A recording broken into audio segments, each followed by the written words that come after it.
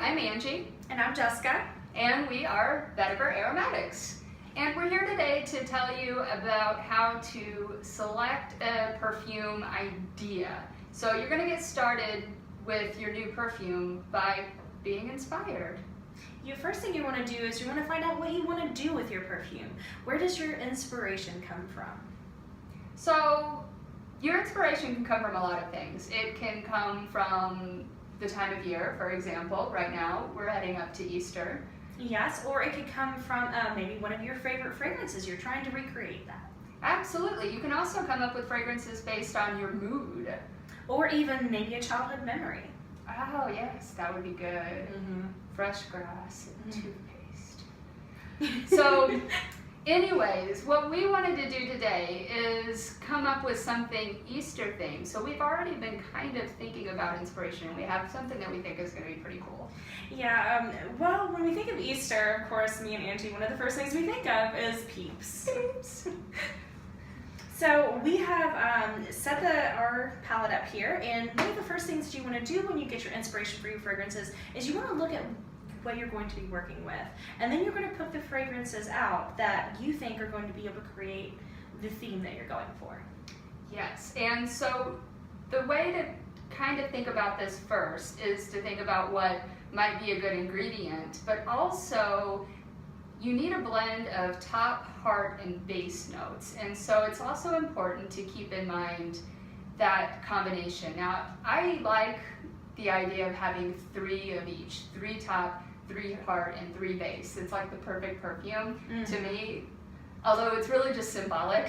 Well, you can do that too, but you want to make sure you at least have 1 base note, because the base note is the binder of the perfume. That's going to be what lasts the longest, and that's going to be what stays with you, and it's going to be what holds everything together. It's your foundation.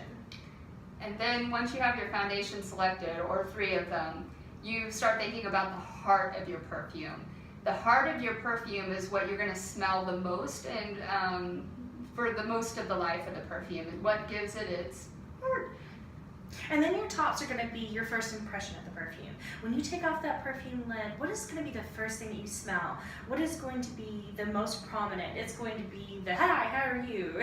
It's going to be jumps out at you, so. Yes, it's much more ephemeral. And so a perfume is made up of these 3 components. You start with the top note. It is bright and sharp, and it gets you, and it grabs you and pulls you in.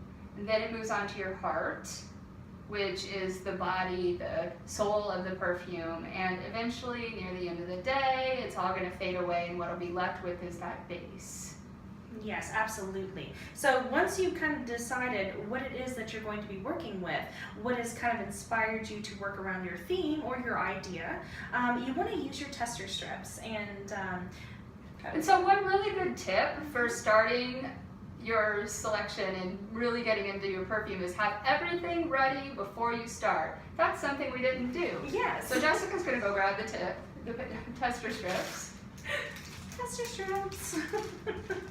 And so for the pea perfume that we're trying to make, we've selected 1 base, because peeps are a very light fragrance anyways, and so you don't need a whole lot of bases. And plus, a lot of our bases aren't very gourmand, and we'll get into families next time. Mm-hmm.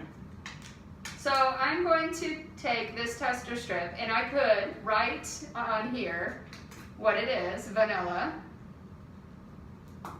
And then I'm going to dip the other end in. And here's a good tip for you. I'm going to bend it so that the tip is up, so I can smell the vanilla, and then I can lay it on the table and not get my table wet. So for the hearts, let's talk about all 3, but only try 1. Okay, awesome. We have 3 picked out right now. I particularly love orange flavors.